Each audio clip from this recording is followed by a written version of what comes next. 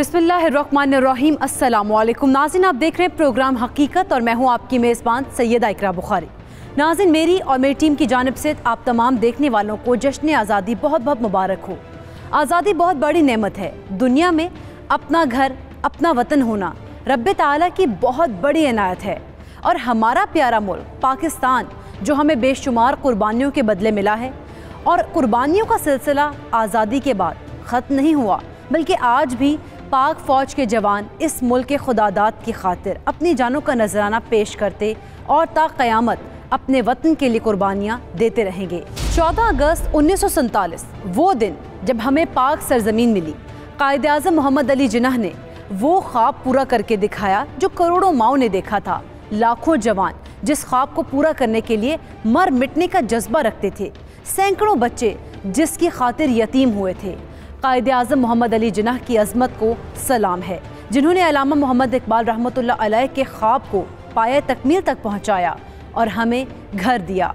वतन का ना होना किसी भी कौम को कैसी कैसी आजमाइशों में डाल देता है, ये आप और मैं दुनिया के हालात हाज़रा देख कर समझ सकते हैं। इसीलिए हम पर बहसियत कौम बहुत सी जिम्मेदारियाँ भी आयद होती हैं। हमारी आज की हकीकत में आज़ादी की एक मुख्तसर मगर मालूमाती कहानी है। उम्मीद है आपको ये कहानी से बहुत कुछ सीखने को मिलेगा। बढ़ते हैं अपनी कहानी की जानिब।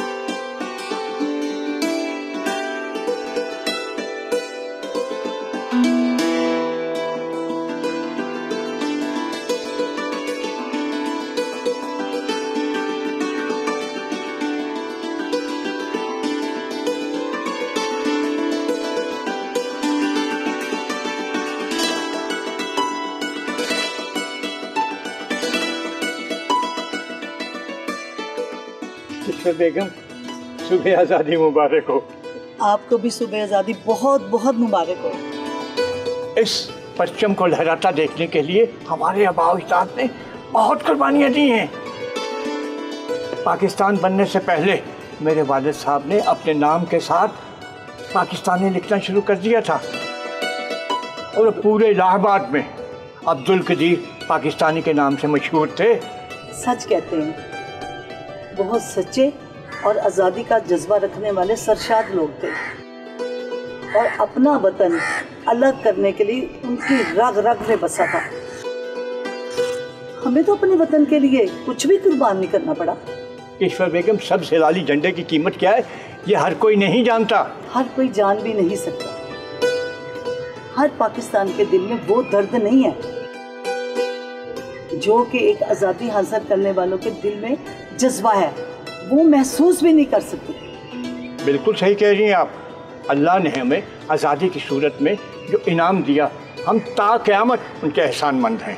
मेरी वालदा मोहतरमा जब लाहौर आ रही थी ट्रेन में सफ़र करके, उन पे बहुत तशद्दुद किया गया और उनकी ज़बान पे एक ही लफ्ज़ था, पाकिस्तान जिंदाबाद, पाकिस्तान जिंदाबाद। एक परिंदे पर अगर पिंजरे में तशद्दुद किया जा रहा हो तो वो फिर जब आज़ादी हासिल करता है और जिस खुशी से वो हवा में उड़ता है, आज वही एहसास मुझे हो रहा है। जब मैं आजकल के बच्चों को देखती हूँ ना, तो आज़ादी के लिए वो कुछ भी नहीं कर सकते, ना अपने हक के लिए लड़ सकते हैं। तो मुझे तो अपने माँ बाप पे फख्र होता है, उनकी कुर्बानियाँ देखकर। इस मिट्टी की कीमत का अंदाज़ा सिर्फ उसी पाकिस्तानी को हो सकता है जिसके खून का आखिरी कतरा भी बह जाए और फिर भी वो कहे पाकिस्तान जिंदाबाद, सुबह आज़ादी जिंदाबाद। अल्लाह हमारे पाकिस्तान को सलामत रखे, ता क़यामत रखे। आमीन सुम्मा आमीन।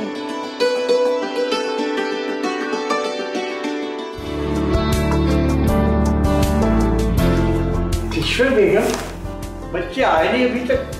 कह के तो गए थे दोपहर तक आ जाएंगे। तुम देखना, हमारा पोता पोती हमसे कितने सवालात करेंगे। हाँ हाँ, माशाल्लाह से बहुत प्यारे और ज़हीन बच्चे हैं। लीजिए आगे हमारे बच्चे। अस्सलाम वालेकुम। हाँ मेरे बच्चों। अस्सलाम वालेकुम अब्बा जान। वालेकुम अस्सलाम। वालेकुम अस्सलाम। लीजिए हमारे घर के चिराग आ गए। सुबह आज़ादी मुबारक हो अब्बा जान। आप सब लोगों को भी सुबह आज़ादी मुबारक हो। जान, जब हम आपके घर आ रहे थे तो हमने देखा कि हर घर में पाकिस्तानी परचम और झंडियाँ लहरा रही थी।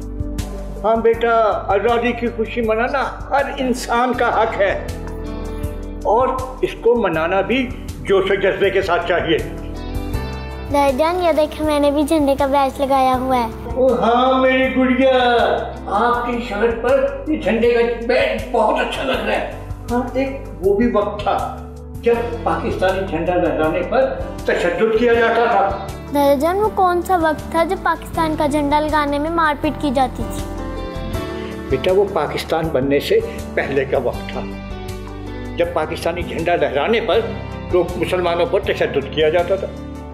दादाजान, हम खुशनसीब हैं जिन्हें आप जैसे लोग मिले, जिन्होंने कुर्बानियाँ देकर हमारे लिए घर बनाया। हाँ बेटा, आप वाकई में बहुत खुशकिस्मत लोग हो। अब मेरी तो सिर्फ ये दुआ है कि आप हमेशा खुशहाल रहो। दादी जान, आप भी तो कुछ बताइए ना। हाँ हाँ जरूर बताऊंगी, पहले आप लोग खाना तो खा लो। अच्छा बेटो, आप लोग ना खाना खाने की तैयारी करें, मैं अभी बाजार से होकर आ रहा हूँ।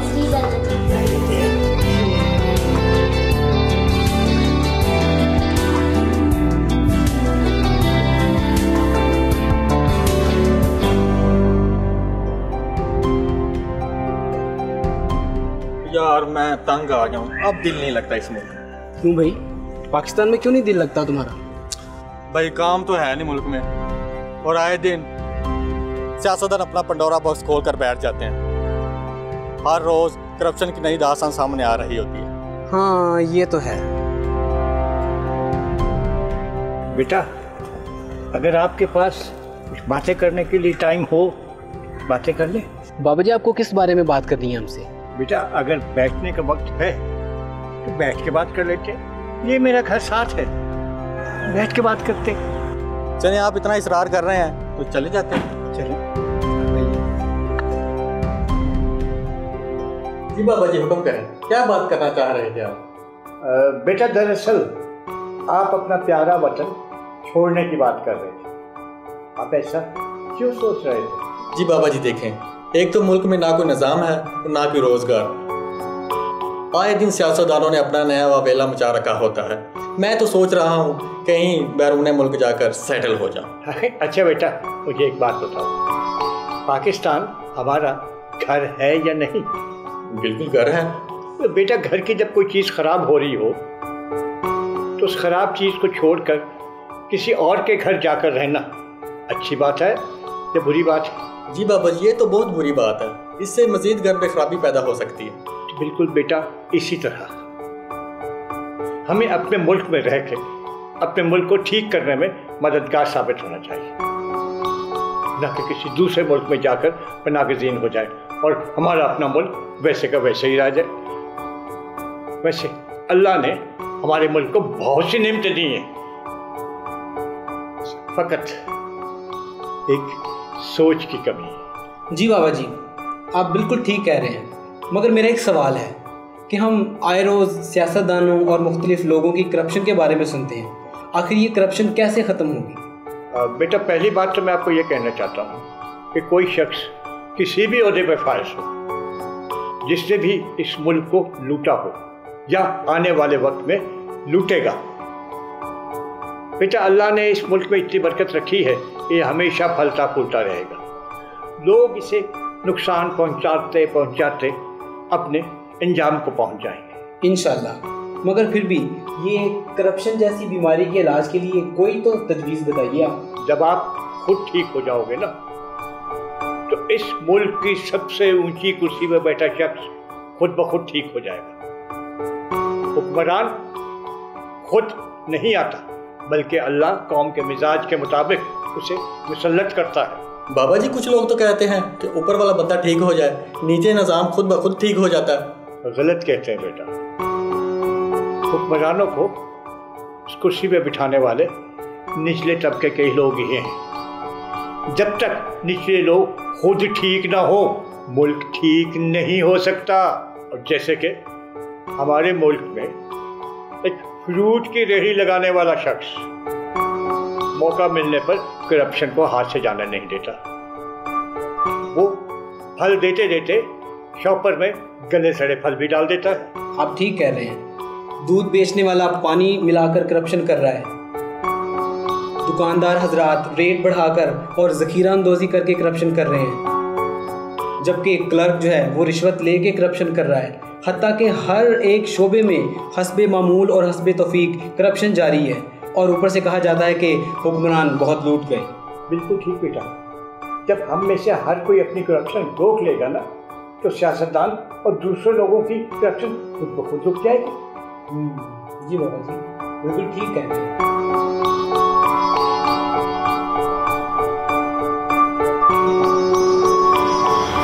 जलालुद्दीन और उनकी अहलिया कीश्वर बेगम सच्चे मुहिब्बे वतन थे। उनका बेटा और बहू भी बहुत सलीकामंद और बाअदब थे।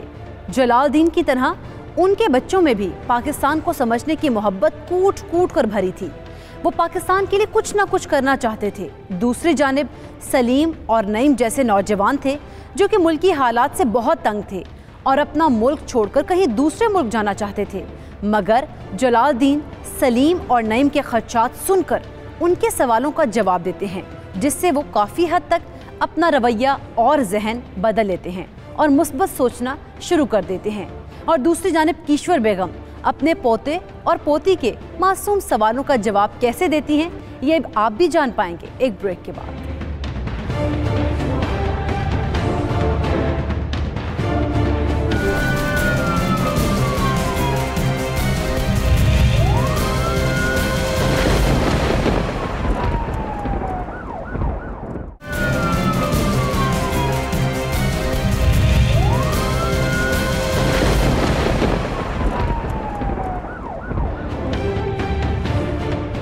Welcome back. नाज़रीन, ब्रेक पर जाने से पहले हमने देखा कि जलालुद्दीन और उनके घर वाले किस तरह वालिहाना जोश व जज्बे से सरशार होकर पाकिस्तान से मोहब्बत का इजहार करते हैं। जलालुद्दीन आज़ादी के दिन किस बावक़ार तरीके से सुबह आज़ादी का आगाज़ करते हैं और अपने घर पर पाकिस्तानी परचम लहराते हैं। जलालुद्दीन के घर वाले जश्न आज़ादी को बहुत ही अक़ीदत और जोश व जज्बे से मनाते थे और उनकी कोशिश होती थी कि वो पाकिस्तानियों की हर मुमकिन इस्लाह कर सकें। और कीश्वर बेगम, उन्होंने तो पाकिस्तान बनने की कहानी इस तरह जहन नशीन कर रखी थी कि उन्हें आज़ादी की हर जद्दोजहद ज़ुबानी याद थी।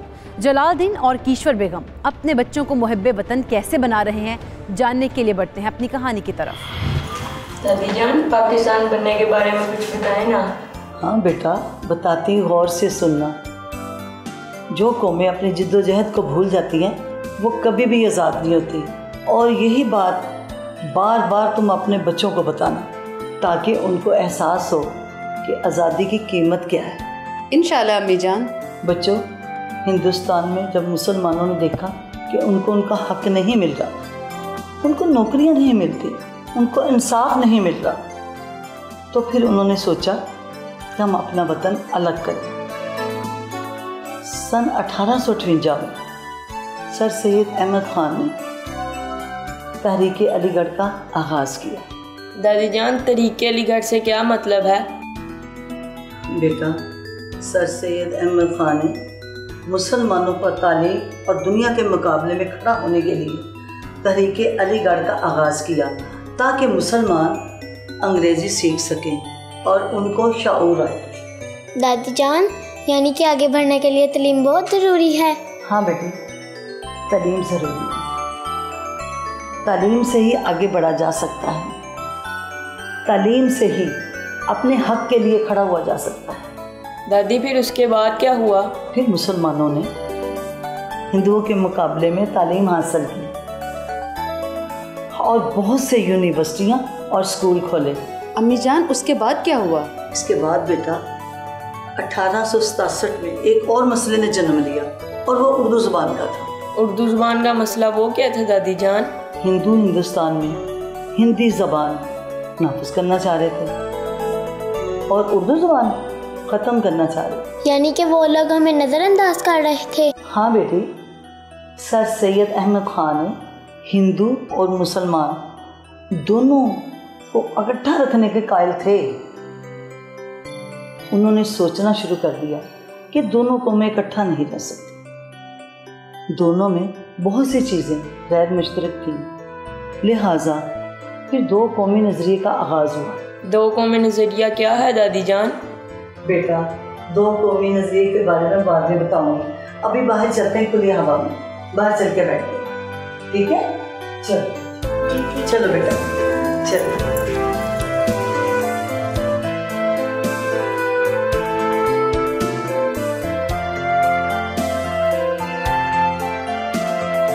बाबा जी, हम तरक्की कैसे कर सकते हैं? बेटा, जब तक हम खुद एहतसाबी नहीं करेंगे हम कभी भी तरक्की नहीं कर सकते। खुद एहतसाबी बहुत मुश्किल काम है, ये हम कैसे कर सकते हैं? बेटा, जब हम ये अहद कर लेंगे कि इस्लाम के बुनियादी और माशरती असूलों पर अमल पैरा होंगे तो खुद एहतसाबी खुद शुरू हो जाती है। तो जैसा कि हम खुद से ये अहद कर लें कि झूठ नहीं बोलेंगे, रिश्वत न लेंगे न देंगे और नाप तोल में कमी बिल्कुल नहीं करेंगे और अपना माल बेचने के लिए कस्में नहीं उठाएंगे तो खुद एहतसाबी शुरू हो जाएगी।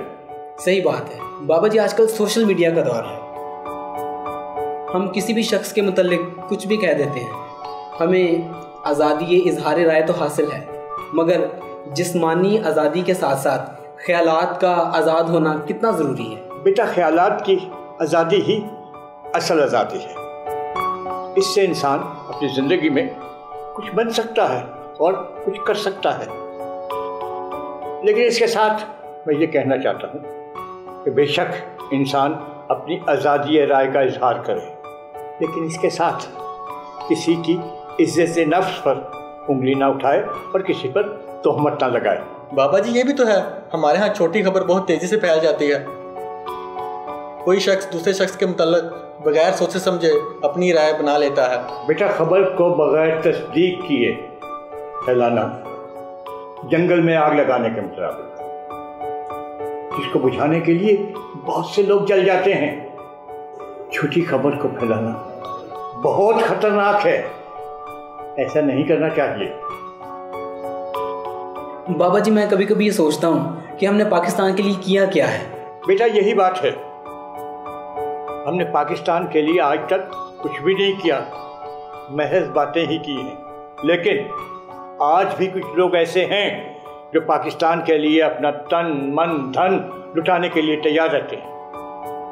और जैसे कि ख्वाजा पाकिस्तान और अब्दुल सत्तार ईदी जैसे बेशुमार लोग, हम कायदे आज़म के फरमान पर अमल करके पाकिस्तान के लिए बहुत कुछ कर सकते हैं। बाबा जी, जैसे उनका एक फरमान है, काम काम और काम। वैसे तो बानी पाकिस्तान का एक एक हर्फ सुनहरी हरूफ में लिखे जाने के काबिल है।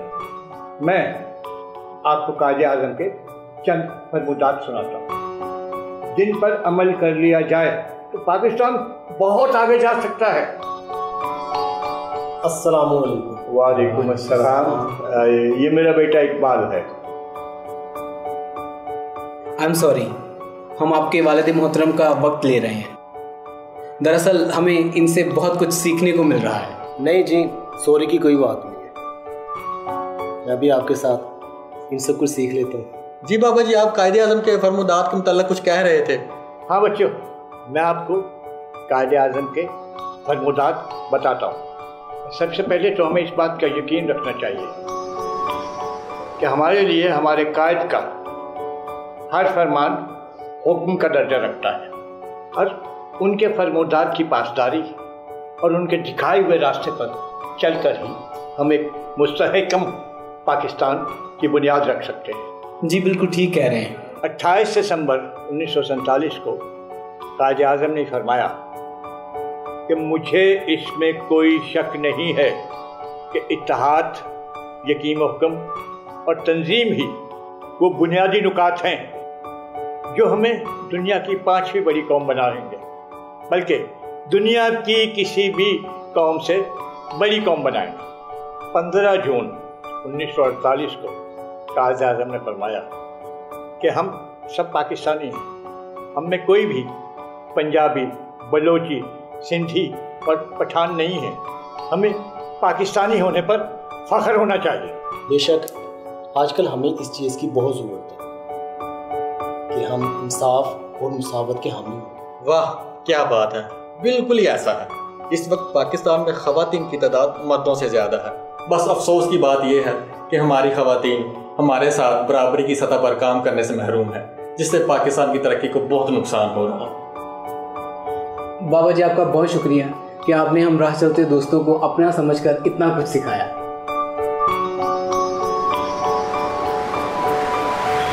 नाज़रीन, इंसान के अंदर सच्चाई मौजूद हो तो इंसान कुछ भी कर सकता है। सच्चाई से इंसान को वो ताकत मिलती है कि इंसान जालिम से जालिम शख्स के सामने भी पहाड़ की तरह मजबूत सीना ताने खड़ा हो जाता है। हमारा प्यारा मुल्क पाकिस्तान जो हमें बहुत ही मुशक्क़तों और मुसीबतों को झेलने के बाद मिला, और अगर यहाँ के नौजवान अपने आबाओ अजदाद की कुर्बानियों को भूलकर अपने मुल्क से बेजार हो जाएं तो हमारा फ़र्ज़ है कि उन्हें सही रास्ते पर लाएं। यही बात मद्देनज़र रखते हुए जलालुद्दीन मंचले लड़कों सलीम और नईम को समझाने में काफ़ी हद तक कामयाब हो गए। कीश्वर बेगम अपने पोते और पोती को नज़रिया पाकिस्तान के बारे में बताने का वादा करती हैं। नज़रिया पाकिस्तान क्या है, ये किस सोच का मरहून मिन्नत है? जलालुद्दीन और कीश्वर बेगम मज़ीद क्या बातें बताएंगे, जान पाएंगे आप भी एक ब्रेक के बाद।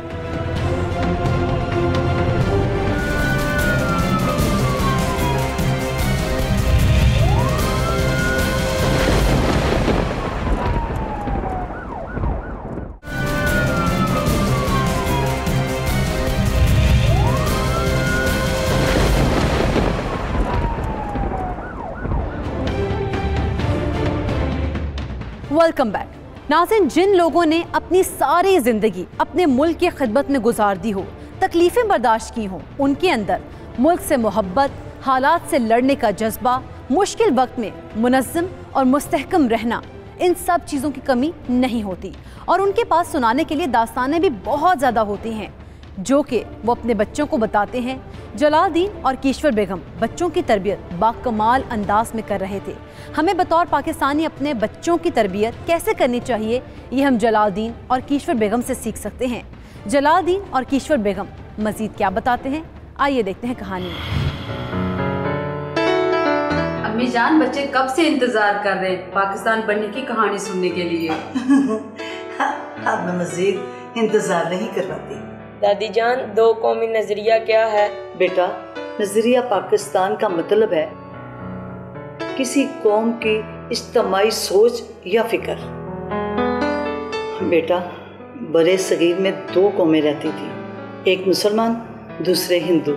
इनका साथ रहना नामुमकिन था, इसलिए दो कौमी नजरिया वजूद में आया। नजरिया पाकिस्तान के बाद क्या हुआ दादी जान? 1884 में लाहौर में अंजुमन हमायत इस्लाम का संगे बुनियाद रखा गया ताकि मुसलमान भी तालीम हासिल कर सकें। सही अम्मी जान, इनमें से बहुत सी बातों का हमें इल्म नहीं था। फिर 20वीं सदी में बंगाल 8.5 करोड़ की आबादी का सूबा था। मशरकी बंगाल में मुसलमान ज़्यादा थे, इसलिए मुसलमानों की हुकूमत बनी, और मगरबी बंगाल में हिंदुओं की आबादी ज़्यादा थी और हिंदुओं की हुकूमत बनी वहाँ। फिर क्या हुआ दादी जान? हिंदुओं ने तकसीम को अपनी अना का मसला बना लिया और बाद में बहुत हंगामा हुआ। यानी यहाँ से मुसलमानों की सोच को मजीद तकवीत मिली। हाँ, वतन अलग करने के लिए मुसलमानों ने कोशिशें तेज कर दी। फिर इसके बाद क्या हुआ दादी जान? फिर 1906 में मुसलमानों ने अंग्रेज़ों के आगे अपना मौक़िफ़ रखा। दादी जान, ये वही साल है ना जिसमें मुसलमानों ने मुस्लिम लीग का क़याम किया था? जी मेरी बेटी, उसी साल मुस्लिम लीग का क़याम अमल में आया और शिमला वफ़द की कामयाबी ने मुसलमानों के हौसले बुलंद कर दिए। कायदे आज़म ने मुस्लिम लीग में कब शमूलियत इख्तियार की अम्मी जान? कायदे आज़म ने अपने सियासी सफ़र का आगाज़ 1906 में किया और इसके बाद 1913 में मुस्लिम लीग में शामिल हो गए। अम्मी जान, यानी कि कायदे आज़म को समझ आ गई थी कि कांग्रेस मुसलमानों की नुमाइंदा जमात नहीं है, इसलिए उन्होंने भरपूर तरीके से मुस्लिम लीग में शामिल हो गए। हाँ बिल्कुल।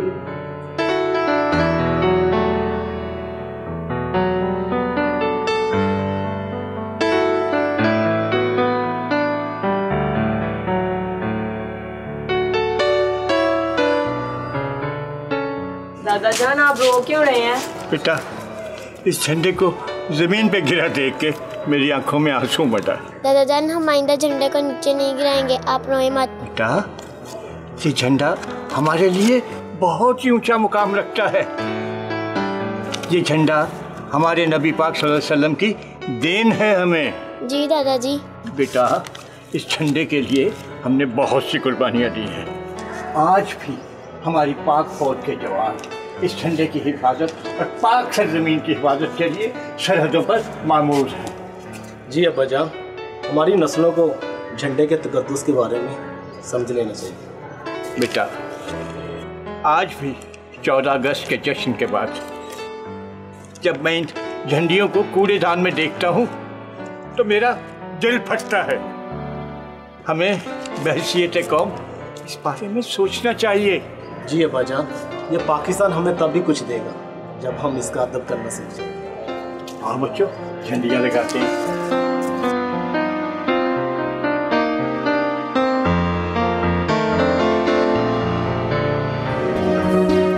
अच्छा भाई, मैं और इकबाल जरा टहलने जा रहे हैं। आप लोगों ने सुना नहीं, हम जल्दी आ जाएंगे। जी ठीक है।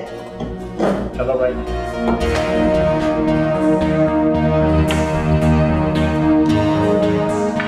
दादी जान, कायदे आज़म की मुस्लिम लीग की शमूलियत के बाद क्या हुआ? बेटा, कायदे आज़म का मुस्लिम लीग में आना मुसलमान कौम के लिए अच्छा साबित हुआ। आपने रात दिन मेहनत की और मेहनत करते करते 1929 का साल आया जिसमें आपने 14 नकात पेश किए जो कि नेहरू रिपोर्ट का जवाब था। दादी जान, पहले आप हमें नेहरू रिपोर्ट के बारे में बताइए। बेटी, मोतीलाल नेहरू ने अंग्रेज़ों के सैमट कमीशन के सामने तजवीज़ रखी जिसमें कहा गया कि जुदागाना के बजाय मखलूत तर्ज़ इंतखाब अपनाया जाए। यानी एक बार फिर मुसलमानों के जज्बात पर कदगन लगाई गई। यानी कि उसके बाद कायदे आज़म ने अपने मशहूर 14 निकात पेश किए। नेहरू रिपोर्ट से मायूसी के बाद मुस्लिम लीग ने दिल्ली में अपना एक इजलास बुलाया। इस इजलास में कायदे आज़म ने जो तजावीज़ पेश की वो 14 नकात के नाम से मशहूर है। ग्रेट, अल्लाह ताला का एहसान है कि उसने हमें कायदे आज़म जैसा अजीम लीडर दिया। जी वह अल्लाह का हम पर बहुत एहसान है। फिर 1930 में अल्लामा इकबाल ने अपना मशहूर खुतबा दिया।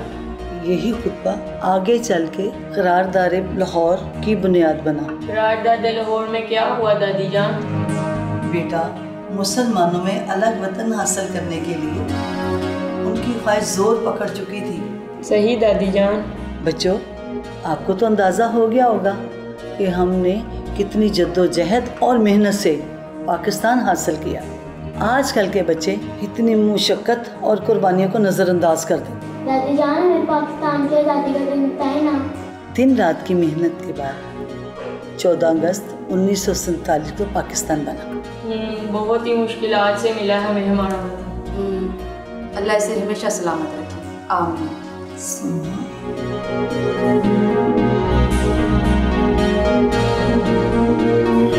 जलालुद्दीन और कीश्वर बेगम खुद तो ज़ईफुल उम्र थे, मगर उनका जोश और जज्बा उनके हाफिज़े की तरह तरोताज़ा था। उनके पास अपनी औलाद को बताने के लिए बहुत कुछ था। दादी कीश्वर बेगम सर सैयद अहमद अली ख़ान रहमतुल्लाह अलैह की तहरीक से हकीकी कहानी बताना शुरू हुई थी, और अब देखते हैं कि वो आगे क्या क्या बताती हैं। हम भी सुनेंगे एक ब्रेक के बाद।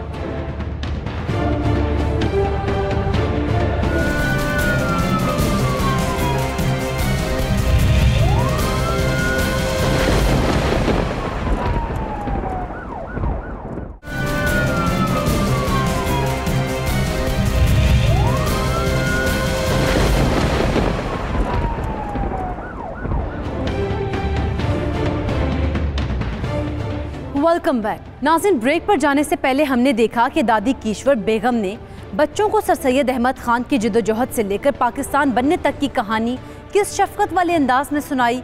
आइए बढ़ते हैं कहानी की जानिब और देखते हैं कि दादा दादी के पास और क्या बातें हैं बताने को। तो मेरे बच्चों, कैसी गुजरी जश्न आज़ादी? बहुत अच्छी गुजरी। दादी जान ने हमें पाकिस्तान बनने के बारे में कहानियाँ सुनाई और बहुत इन्फॉर्मेशन मिली। बहुत खूब, बहुत खूब। दादा जान, आप हमें पाकिस्तान बनने के बाद की कुछ चीज़ें बताएं। क्या पूछना चाहती है मेरी बेटी? जैसे कि पाकिस्तान का झंडा किसने बनाया? मेरा बेटा, पाकिस्तान का झंडा सैयद अमीरुद्दीन किदवाई ने कायदे आज़म की हिदायत पर मरतब किया। ये गहरे सब्ज़ और सफ़ेद रंग का होता है। इसमें 3 हिस्से सब्ज़ और 1 हिस्सा सफ़ेद होता है। सब्ज़ रंग मुसलमानों और सफ़ेद रंग पाकिस्तान में रहने वाली अक़लियतों को ज़ाहिर करता है। और सब्ज़ रंग के दरमियान में चाँद और 5 कोनों वाला सितारा होता है। तो सफ़ेद रंग का चाँद तरक्की और 5 कोनों वाला सितारा रोशनी और इल्म को ज़ाहिर करता है। दादा जान, झंडे तो सब मुल्कों के हैं, हम बतौर पाकिस्तानी अपने झंडे की इज्जत कैसे करें? हमारे कौमी परचम का प्रोटोकॉल कुछ इस तरह होता है। कोई दूसरा परचम और किसी दूसरे रंग का परचम पाकिस्तानी परचम से ज़्यादा ऊंचा नहीं होना चाहिए। और अगर दूसरे ममालिक के परचमों के साथ इसको लहराया जाए तो सबकी ऊंचाई बराबर हो। अगर 2 परचम हो तो कौमी परचम दाईं तरफ होगा, और अगर 2 से ज़्यादा परचम हो तो कौमी परचम दरमियान में होगा। अगर सूबाई, फौज या किसी सनद के परचम के साथ लहरा जाए तो कौमी परचम उनसे ऊंचा होगा। दादा जान, क्या शान है हमारे झंडे की? अच्छा दादा जान, ये बताएं हमारे मुल्क में और क्या नहीं है? बेटा, सिर्फ ईमानदारी की कमी है। जिस दिन पाकिस्तान का निचला तबका, जिसमें रेडीवार भी शामिल है, ईमानदार हो गया तो आहिस्ता आहिस्ता सब ठीक हो जाएगा। और एक वक्त ऐसा आएगा जब पाकिस्तान सारी दुनिया की इमामत करेगा। बेटे, शायर मशरक़ अल्लामा इकबाल ने बहुत खूब कहा, फ़िज़ाए बद्र पैदा कर कि फरिश्ते तेरी नुसरत को उतर सकते हैं गिरदों से कतार अंदर कतार अब भी। क्या बात है दादा जान आपकी।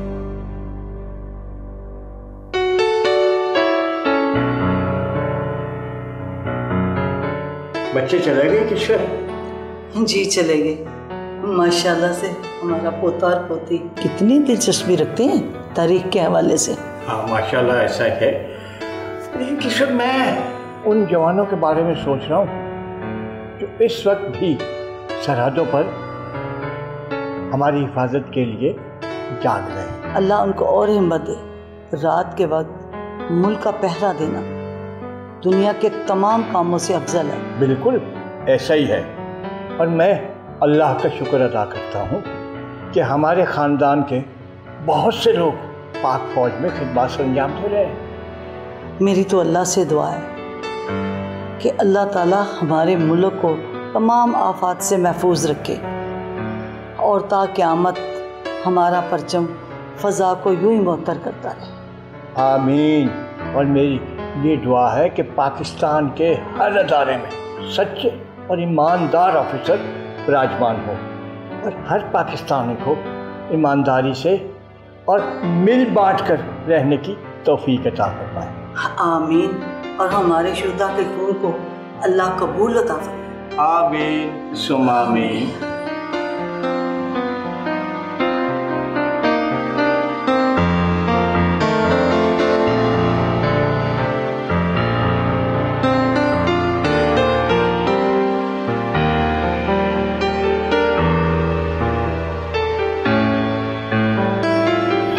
नाज़रीन, पाकिस्तान वो मुल्क है जो कुराए ज़मीन के नक्शे पर पहली नज़रियाती रियासत के तौर पर उभरा। ये इर्तिक़ा इंसानियत का वो सबूत है जिसकी तख्लीक में फ़कत शाह वलीउल्लाह और इकबाल जैसे नामवर फ़लसफ़ियों के अफ़कार ही शामिल नहीं, बल्कि तेरी बुनियाद में कासिम का लहू शामिल है, तेरी तामीर में इस्लाम की खू शामिल है, तेरी मट्टी में मेरे खून की बू शामिल है, इसमें शामिल हूँ मैं जिस लफ्ज़ में तू शामिल है। ए वतन है तू हज़ी हाल मगर जिंदा हूँ, तुझसे शर्मिंदा हूँ, शर्मिंदा हूँ, शर्मिंदा हूँ। नाज़रीन, पाकिस्तान से मोहब्बत हमारे ईमान का हिस्सा है, क्योंकि इसे हम मुहाजिरीन और अंसार के उस मदीना की मिसाल के तौर पर समझें जो आज से 1500 साल पहले इंसान कामिल रसूल खुदा सल्लल्लाहु अलैहि वसल्लम ने कायम किया था। और उस मदीना के तहफ़्फ़ुज़ के लिए आप सल्लल्लाहु अलैहि वसल्लम और आप सल्लल्लाहु अलैहि वसल्लम के साथियों ने कितनी जंगें लड़ी और किस कदर जांफशानी का मुजाहरा किया। नाज़रीन, आज हम पाकिस्तान में पैदा हो गए तो हमें भूल गया कि हमारे इस्लाफ ने इस मुल्क को हासिल करने के लिए कितनी कुर्बानियाँ दी थीं। लाखों मुहाजिरीन आग और खून का दरिया पार करके यहाँ पहुँचे और मकसद था सिर्फ एक, पाकिस्तान का मतलब क्या, ला इलाहा इल्लल्लाह। नाज़रीन, इस कहानी से हमें ये सबक मिलता है कि बच्चों के अंदर अपने वतन से मोहब्बत कैसे पैदा की जाए और अपने माजी को कैसे याद रखा जाए। आज़ादी जैसी नेमत कोई नहीं है, इसीलिए अपने प्यारे मुल्क पाकिस्तान और इसके झंडे की तौकीर को हमेशा बरकरार रखें। ये मत सोचें कि मुल्क ने हमें क्या दिया, बल्कि ये सोचें कि हमने मुल्क को क्या दिया। हम बदलेंगे तो बदलेगा पाकिस्तान। अपनी मेज़बान सैयदा इकरा बुखारी और टीम हकीकत को दीजिए इजाज़त। अल्लाह निगहबान।